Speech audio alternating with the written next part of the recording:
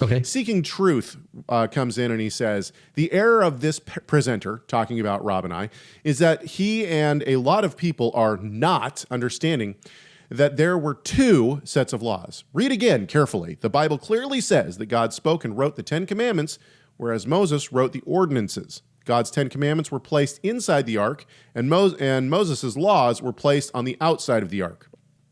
God's divine laws cannot change or be done away with. Moses' laws were pointing to the plan of Jesus to save mankind. Those set of ordinances were completed at the cross since Jesus came and did what they were about. The 10 Commandments were the substance of the old covenant, and it is also the substance of the new covenant.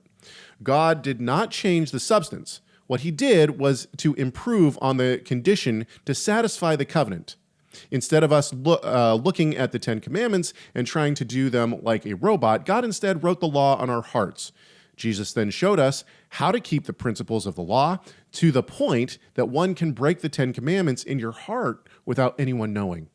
Even the keeping of the Sabbath, Jesus showed us how to keep it. The seventh-day Sabbath is not just a day, but rather the day God blessed and God set aside. I want to talk so bad, but I'm just going to get through this email.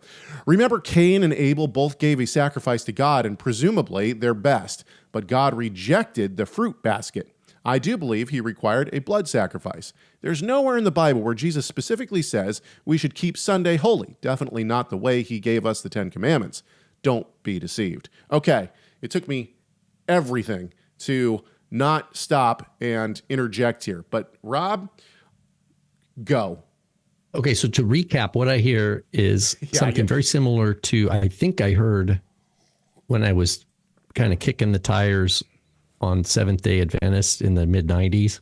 Okay. So remember, I didn't grow up with the Sabbath-keeping idea or interpretive frame or anything like that. So that was in my 20s. I was like starting to like, hey, what's the Sabbath? And of course, Seventh-day Adventists are one of the first people that are ready to sell you their wares, right? You know, and they had a similar, because the question was, well, why don't you guys keep Passover or the feasts? You know, like Seventh-day Adventists. Right. Why do you stop at the Sabbath?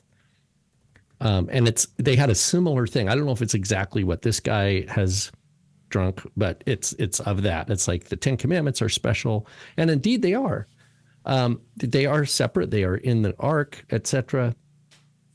But what we have to recognize is that if we look at Yeshua, because he says you have to look at Yeshua, right? Well, throughout the Gospels, Yeshua cites the Torah as a unit. The Torah is a unit.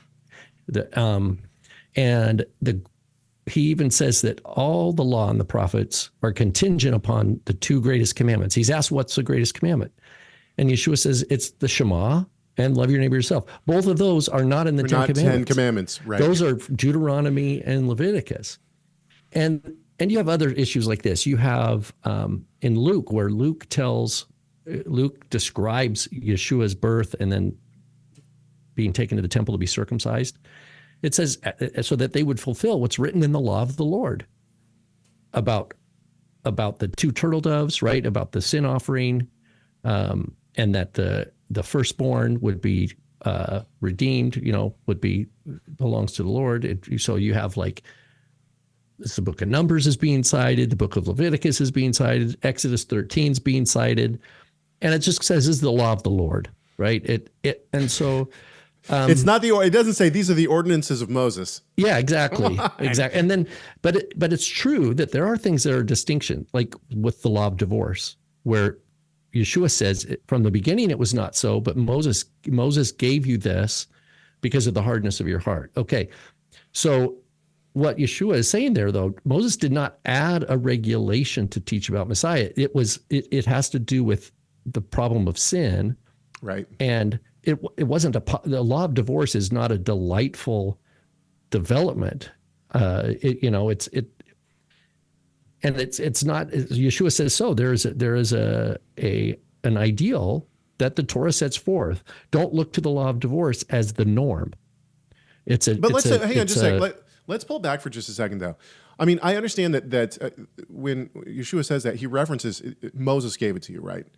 But ultimately, I've always seen this as he's talking about the fact that, like, the Torah is referred to as Moses, right? Like the shorthand for the Torah is Moses. I mean, I could never think of Yeshua thinking to himself, well, Moses gave the Torah, but God didn't. In other words, it's not God's Torah. Oh, no, that's exactly right. Yeah. Thank you so much for watching this video. Tell us your thoughts on this subject by leaving a comment in the comment section. Make sure you like, share, subscribe, and enable those notifications. And we'll see you in the next video.